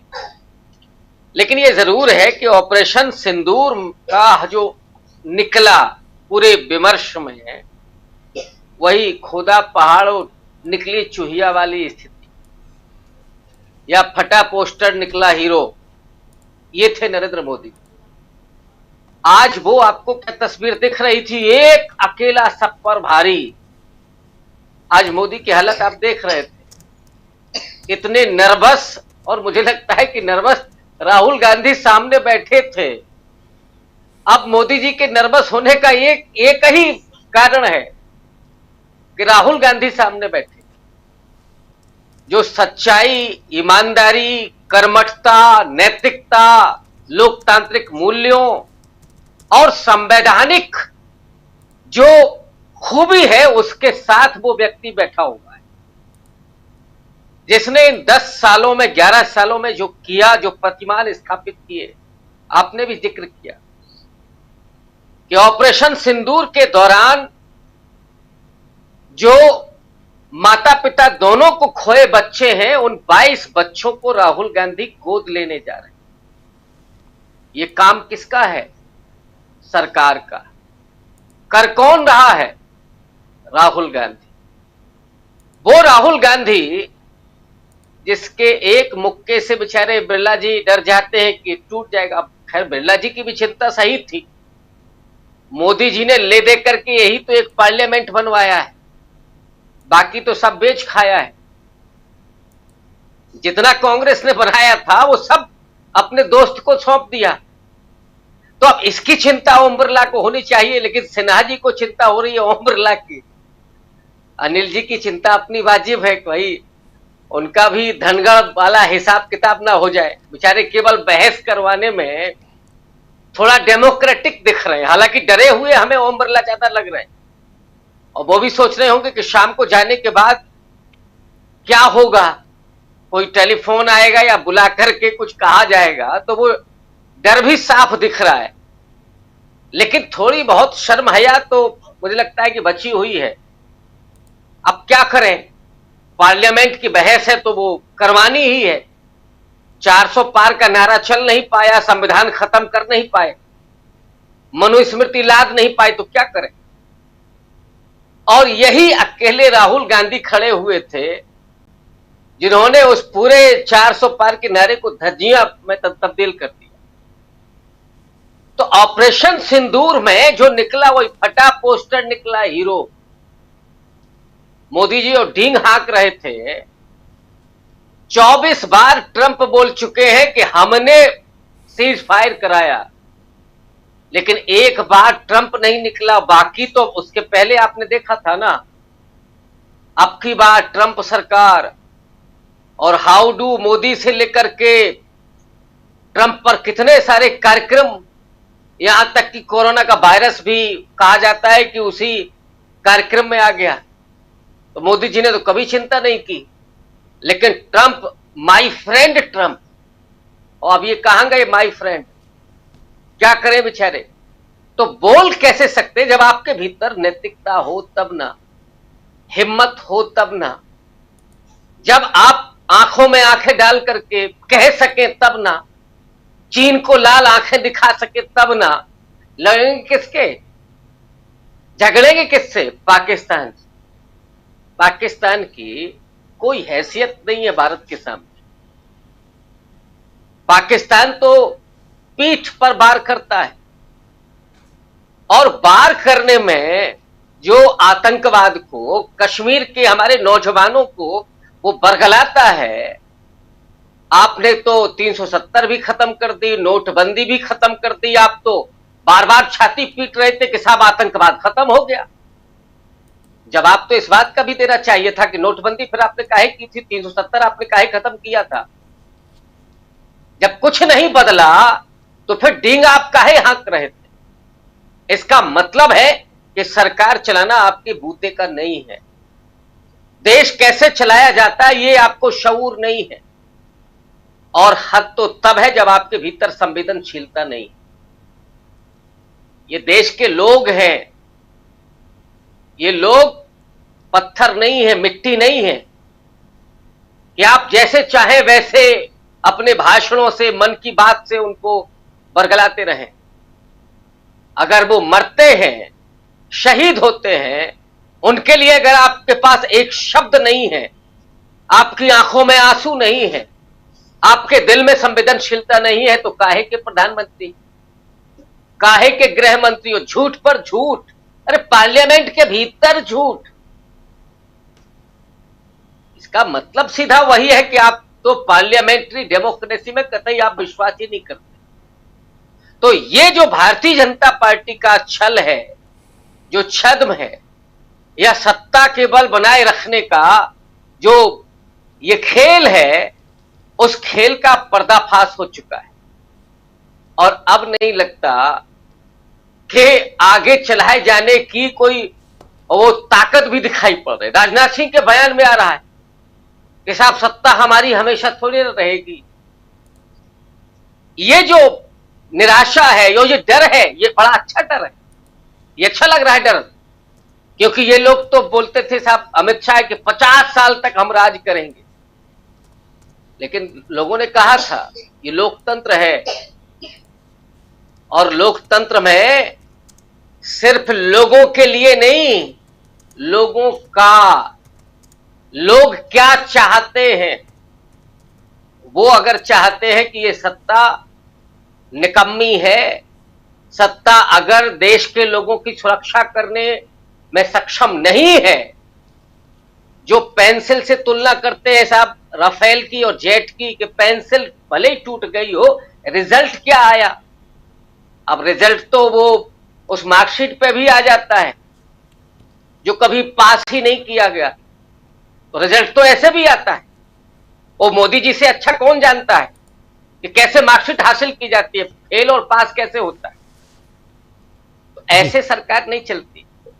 अब देश ने जो दिखा दिया है, अब आईना, मोदी जी ने आज कहा था ना कि आईना, आईना आज देश ने दिखा दिया है कि अब देख लीजिए मोदी जी, केवल दाढ़ी करीने से, बढ़िया बनाने से और मेकअप वेकअप करके आने से देश नहीं चलता। दाढ़ी हो तो अनिल सिन्हा जैसी होनी चाहिए, वो फकराना अंदाज में। देश तो तब चलता है, चिंता तो तब दिखती है। मोदी जी वाली दाढ़ी देश को नहीं चाहिए। पुरानी तो कटवा ली उन्होंने, अब दूसरी चला रहे हैं। तो ये हालात है सरकार के, और मुझे बहुत लगता है कि बहुत जल्दी ही ये सरकार समझ जाएगी कि उसने क्या किया है इस देश के लिए, देश के लोगों के लिए। राजीव जी बिल्कुल। अमलेंदु उपाध्याय जी लगातार सुबह से कवर कर रहे हैं, देख रहे हैं, आप क्या कहेंगे लास्ट में राहुल गांधी, उनके बाद नरेंद्र मोदी का भाषण? राजीव जी, एक तो प्रधानमंत्री ने मुझे आज भी निराश नहीं किया। प्रधानमंत्री इतने गंभीर विषय पर चर्चा करते हुए ठहाके मार रहे थे। आप समझ सकते हैं कि हमारा प्रधानमंत्री कितना गंभीर है पहलगाम जैसी घटना पर, और ऑपरेशन सिंदूर को जवाब दे रहा था और ठहाके लगा रहा था कि कुछ लोग जो है वहां परेशान है और आतंकियों के समर्थक यहाँ परेशान है। हमारा प्रधानमंत्री ठहाके लगा रहा था। मुझे लगता है कि मणिशंकर अय्यर को प्रधानमंत्री हर बार सच साबित करते हैं, आज फिर उन्होंने सच साबित किया है। शायद प्रधानमंत्री खुद रिवाइंड करके अगर अपना सुनेंगे भाषण तो शायद प्रधानमंत्री भी शर्मिंदा होंगे, अगर थोड़ी भी मानवीय गरिमा उनके अंदर होगी। दूसरा राजीव जी, आज प्रियंका गांधी ने जबरदस्त तरीके से धोया, अखिलेश यादव ने बहुत शांतिपूर्ण ढंग से ऐसी बातें कह दी जिसको कहने के लिए बड़ी ताकत लगानी पड़ती है, और ये भी पूछ लिया कि भाई ये जो आपने किया, बताया कि साहब वो मारे गए जो आतंकी थे, तो वो ऑपरेशन महादेव कल ही क्यों हुआ, ये भी अखिलेश यादव ने बहुत कायदे से पूछ लिया। और ये भी पूछ लिया गया कि जब आप कह रहे हैं कि ऑपरेशन सिंदूर खत्म हो गया, अगर ये चल रहा है तो फिर लक्ष्य, आप कह रहे हैं एक तो लक्ष्य पूरा हो गया, फिर ऑपरेशन सिंदूर जो अभी जारी भी है, तो लक्ष्य का पूरा हो गया तो ऑपरेशन सिंदूर जारी क्यों है?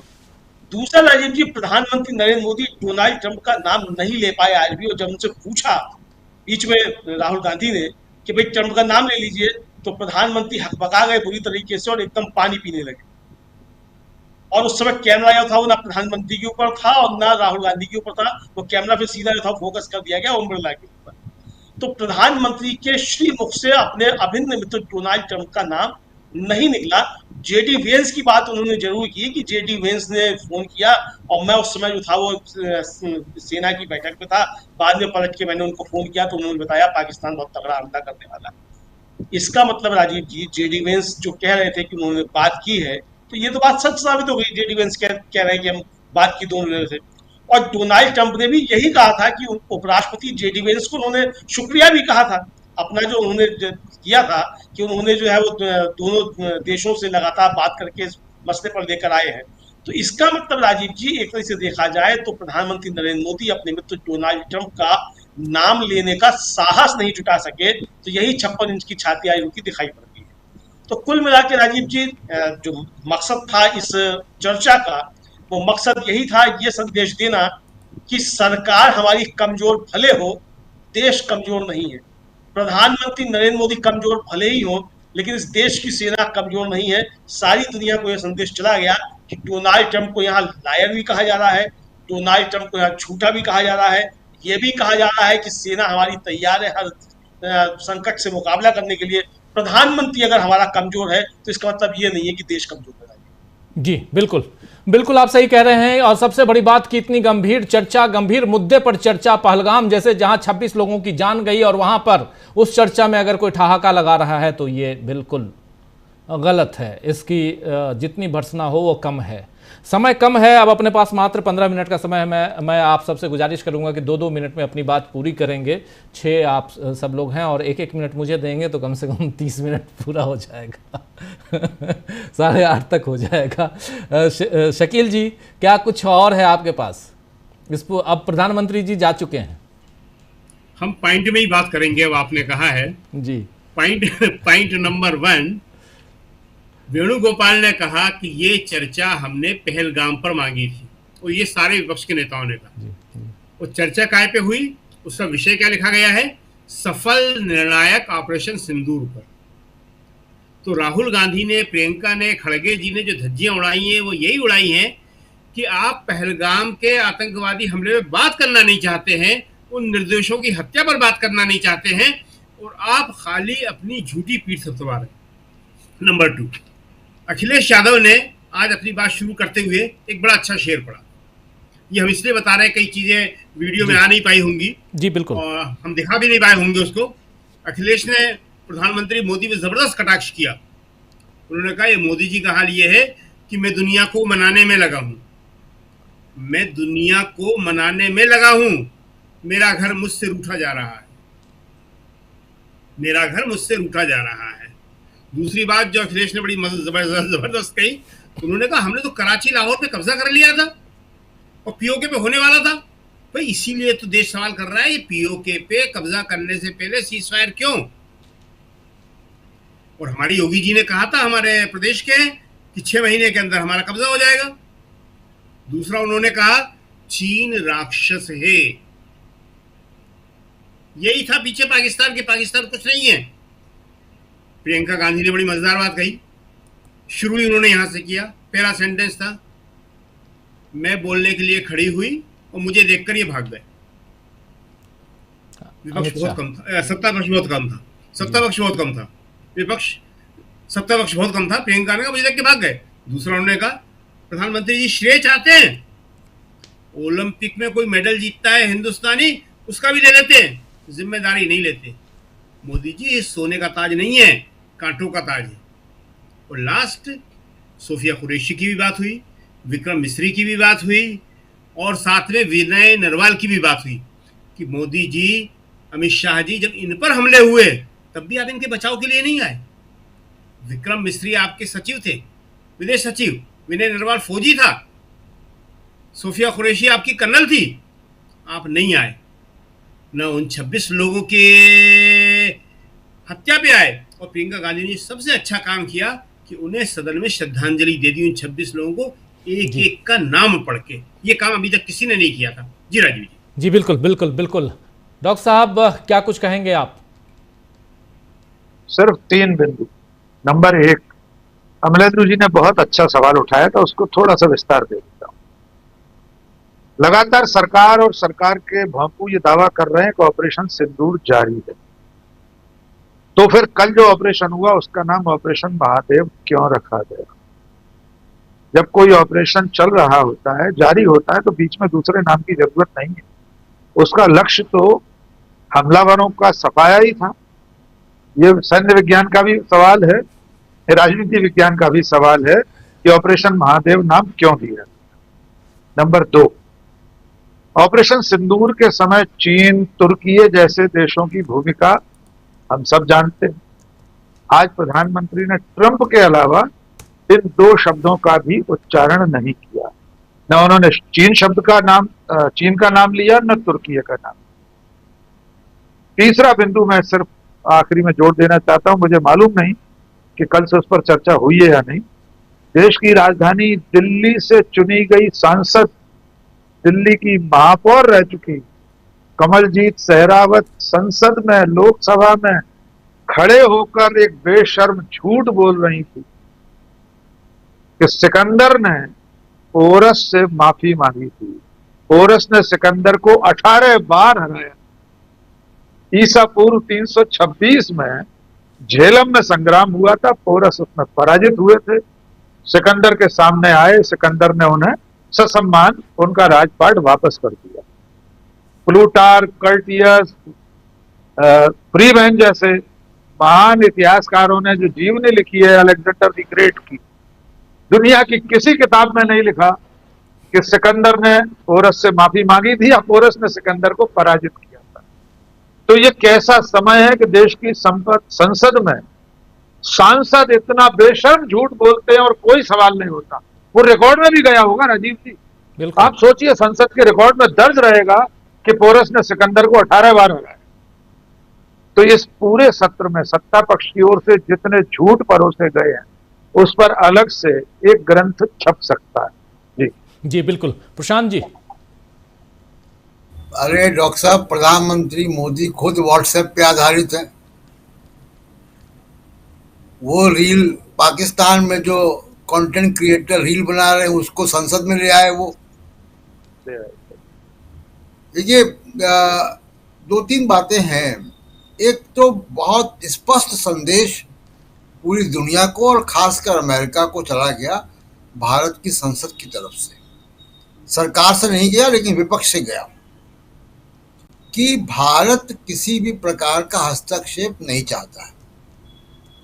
और इस बात को जो संसद में बैठे हुए लोग हैं, उसके बाहर जो लोग हैं, जो इंडियन नेशन स्टेट के हिस्से हैं, चाहे वो ब्यूरोक्रेसी है, चाहे वो जजेस हैं, चाहे वो सेना के लोग हैं, थिंक टैंक हैं, उन सब तक ये बात गई कि भारत का विपक्ष भारत की जो सॉवरेनिटी है उसको प्रोटेक्ट करना चाहता है।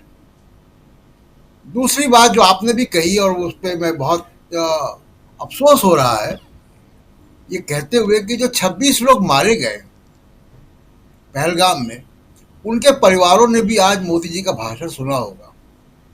क्या बीत रही होगी उनके दिलों में कि वहां हंसी मजाक चल रहा है,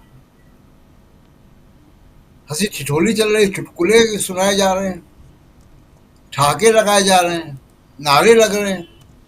उन्होंने अपने प्रियजनों को खोया है, कई महिलाओं ने पतियों को खोया है, बहुत सारे लोग मारे गए, किसी का बेटा मारा गया, किसी क्या, प्रियंका गांधी ने उसको बहुत अच्छे से कवर किया है। विपक्ष के नेताओं ने बहुत संजीदगी के साथ और पूरे आक्रोश के साथ, जिसको आप दिखा भी रहे कि वो जनरल मुनीर की बात करते हुए मेज भी पटक रहे राहुल गांधी, वो दिखा दिया कि विपक्ष बहुत संजीदगी और बहुत आक्रोश के साथ वहां बात कर रहा था। और जो राहुल गांधी ये बात कर रहे हैं, मोदी साहब ने क्या कहा कि आतंक के आकाओं की नींद उड़ गई, तो इशारा पाकिस्तान की तरफ था। पाकिस्तान का जनरल मुनीर तो अमेरिकी राष्ट्रपति के साथ व्हाइट हाउस में लंच कर रहा था। कहाँ नींद उड़ी है? तो इसलिए राहुल गांधी जो बेंच को पीट रहे हैं वो जनरल मुनीर की बात पे पीट रहे हैं। तो बहुत स्पष्ट संदेश पूरी दुनिया को चला गया और एक सेना को भी संदेश गया कि विपक्ष जो है उनकी मर्यादा को रख रहा है। मोदी जी ने क्या किया है, पूरे उसमें जो बात आई है पीआर की, कि अपना मोदी की 56 इंच, मोदी ये, मोदी वैसा, मोदी। अरे भाई, ये देश बहुत बड़ा है और सेनाएं इंडिपेंडेंट हैं, सेनाओं का ऑपरेशनल इंडिपेंडेंस जरूरी है। और राहुल गांधी ने वही बात की कि टाइगर को आप बांध के नहीं रख सकते हो। और ये बात सेना की तरफ से भी आई कि राजनीतिक फैसलों की वजह से हमको नुकसान हुआ। तो कुल मिला के ये है कि जैसा मैंने शुरू में कहा था कि जो होम पिच है, होम टर्फ है बीजेपी का, उसमें प्रधानमंत्री मोदी नहीं खेल पाए। और ऐसा मुझे लगता है कि यहाँ के बाद से एक नया राजनीतिक सफर इंडिया गठबंधन के लिए भी और मोदी जी के लिए भी शुरू होगा। बीजेपी के अंदर भी, आरएसएस में भी, भारत में भी और भारत के बाहर भी एक नई पॉलिटिक्स, नया चीज शुरू होगी। इसको आज पूरी दुनिया ने देख लिया। जी राजीव जी, बिल्कुल बिल्कुल, नई पॉलिटिक्स, नई चीज़, और भारत ने, दुनिया ने देखा है इसको। ज़रा अनिल जी आपके पास आना चाहता हूँ, जल्दी से क्या कुछ कहेंगे? छोटा छोटा कमेंट आप लोगों के। अनिल जी। नहीं, ये प्रशांत जी की बात से मैं सहमत हूं कि ये जो है नई पॉलिटिक्स की बात अब होगी। नई पॉलिटिक्स इसलिए कि एक इंडिया गठबंधन जिस तरह से संजीदगी के साथ तो किया ही, जिस तरह से वेल कोऑर्डिनेटेड था, जिस तरह से एक दूसरे को मतलब समझिए कि जो नैरेटिव थी उनकी वो एक यूनाइटेड नैरेटिव थी, वो है। दूसरा है उन्होंने जो फर्जी नेशनलिज्म का जो फर्जी राष्ट्रवाद का इनकी नैरेटिव थी उसको पंक्चर करने में सफलता पाई। और दूसरा इसको मतलब तीसरा कि इन्होंने उसको कम्युनलिज्म का भी जो पिच था उसको वीकेंड किया, क्योंकि ये लोग नहीं कर पाए ये हिंदू मुस्लिम और ये नैरेटिव एंटी पाकिस्तान वाला।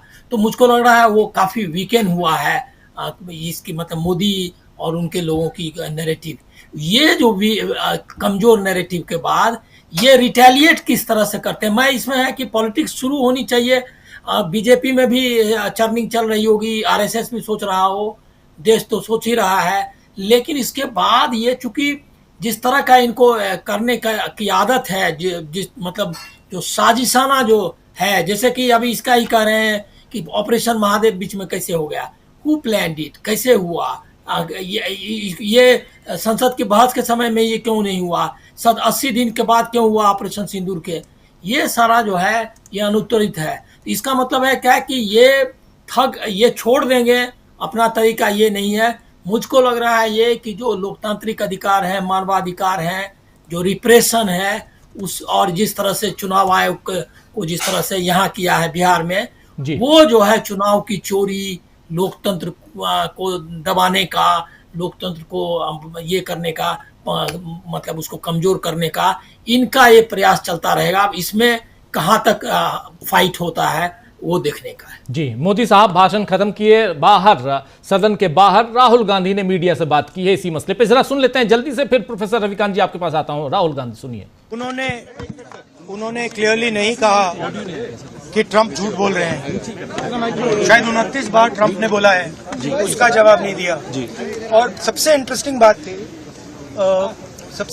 बात थी कि पूरे भाषण में चाइना शब्द प्रधानमंत्री ने नहीं बोला। पूरा देश जानता है कि पाकिस्तान की मदद, टेक्निकल मदद, एयरफोर्स की मदद चाइना ने की, मगर प्रधानमंत्री के मुंह से, डिफेंस मिनिस्टर के मुंह से चाइना शब्द नहीं निकला।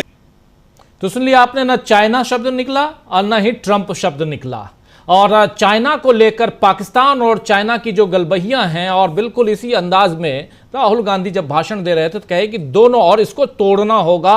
और राहुल गांधी ने कहा था प्रोफेसर रविकांत जी कि इसी सदन में मैं बोला था, और अब आप भी मान रहे हैं कि चाइना पीछे बैठकर क्या मदद कर रहा था पाकिस्तान का, और इससे भारत को बहुत घाटा है। और दूसरी बात जो महत्वपूर्ण थी राहुल गांधी की, उन्होंने कहा कि दुनिया का कोई भी ऐसा देश बता दो जिसने पाकिस्तान की भर्त्सना की हो इस पूरे मसले पे।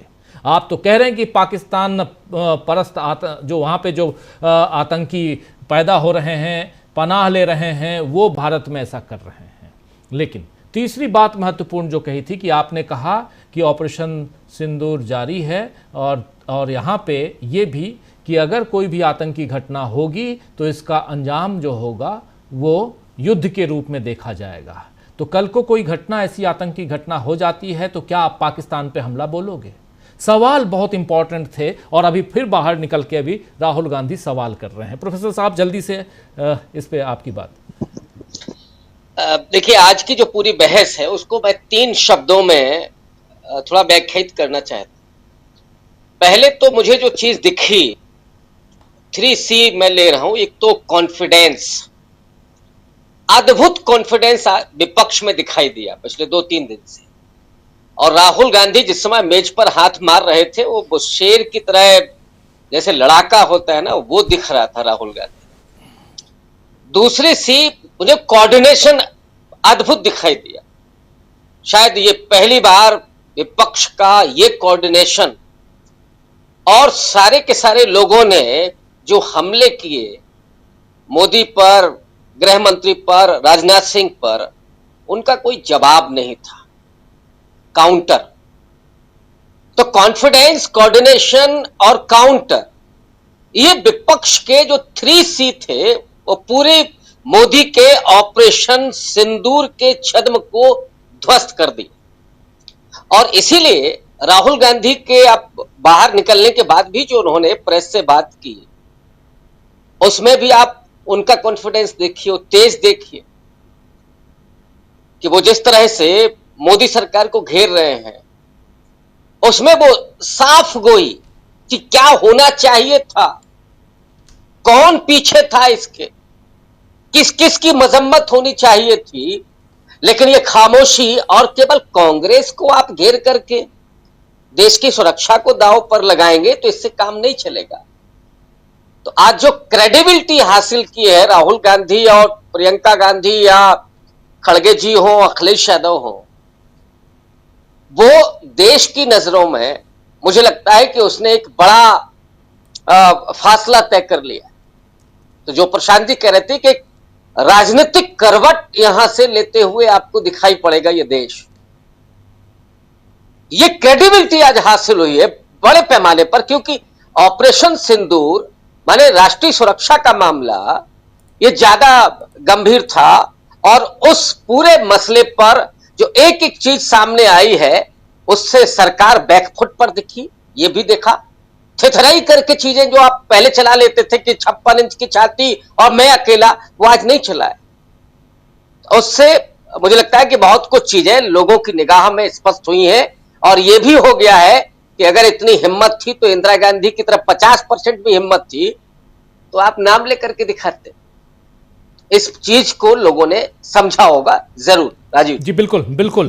तो एक तरफ जहां ओपनिंग की इन्होंने, राजनाथ सिंह ने बहुत ही कहें तो सुस्त ओपनिंग उनकी थी, भाषण जो उन्होंने दिया था। उसके बाद गौरव गोगोई का भाषण बहुत ही शानदार था और आखिर में प्रियंका गांधी और तमाम नेताओं को होते हुए राहुल गांधी तक जब ये पहुंचा तो बहुत ऊपर तक उठ चुका था विपक्ष, यहाँ पर बहुत हावी था। अमलेंदु जी एक लाइन में क्या कहेंगे, आखिरी कमेंट।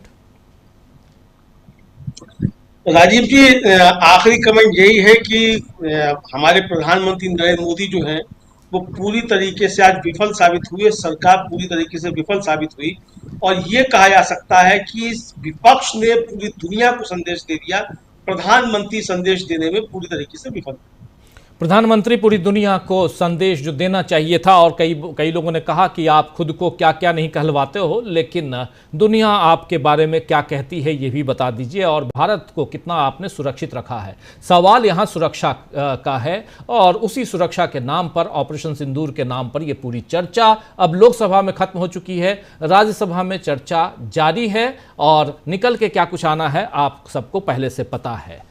बहुत बहुत शुक्रिया अमलेंदु जी आपका, बहुत शुक्रिया प्रशांत जी आपका, बहुत शुक्रिया अनिल जी आपका, बहुत बहुत शुक्रिया शकील जी, प्रोफेसर रविकांत जी और डॉक्टर साहब आपका भी, डॉक्टर राकेश पाठक जी, आप सबका बहुत शुक्रिया, बहुत धन्यवाद। आप तमाम साथियों आप सबका भी शुक्रिया अदा करता हूं। बहुत बड़ा दिन आज का, और देखिए एक साथ कितने सारे नेताओं के भाषण, अलग अलग प्रतिक्रियाएं उस पर, और उसके अलावा सुप्रीम कोर्ट में भी SIR पर चर्चा। अब सुप्रीम कोर्ट में 12 और 13 तारीख को 2 दिन लगातार उस पर बहस होगी। लेकिन जो बिहार के साथी हैं उनसे पहले भी अपील कर चुका हूं, आज अभी फिर से कर रहा हूं अपील कि उन 65 लाख लोगों में अगर आपका नाम नहीं है और आप इस धरती पे जिंदा हैं, क्योंकि उसमें से 22 लाख लोगों की तो मौत की खबर आ गई है कि वो हैं ही नहीं, अगर उसमें आपका नाम नहीं है इस वोटर लिस्ट में और आपका नाम वहाँ है 65 लाख वालों में, तो हमें ज़रूर लिखिए, इस पर हम चर्चा करेंगे और ये बात हम भी पहुंचाएंगे वहाँ तक जहाँ तक पहुंचनी चाहिए। तो डॉक्टर विनोद प्रकाश गुप्ता शलभ साहब हमारे साथ हैं, अजय गुप्ता जी हमारे साथ हैं, उदय प्रसाद सिंह अशोकनगर पटना बिहार से हमारे साथ बने हुए हैं, अमित सिंह साहब हैं, जुबेर भी हमारे साथ बने हुए हैं, इमरान खान साहब, आप सबका बहुत शुक्रिया, बहुत धन्यवाद। आज का दिन बहुत बड़ा दिन था, कमेंट थोड़ा कम ले रहा हूँ, लेकिन कल शाम 7 बजे फिर हाजिर होऊंगा कुछ ऐसी खबरों के साथ, कुछ ऐसे ही पैनलिस्ट दोस्तों के साथ, और आप सबका हमेशा की तरह इंतजार रहेगा। राज्यसभा में भी दनादन वहां बैटिंग होगी, बहुत सारी बातें होंगी, राज्यसभा में क्या कुछ होगा कल वो भी हम आप तक पहुंचाएंगे। दिन भर हमारे साथ जुड़े रहिए और देखते रहिए DV लाइव। नमस्कार, गुड नाइट, शुभ रात्रि, शब बखैर।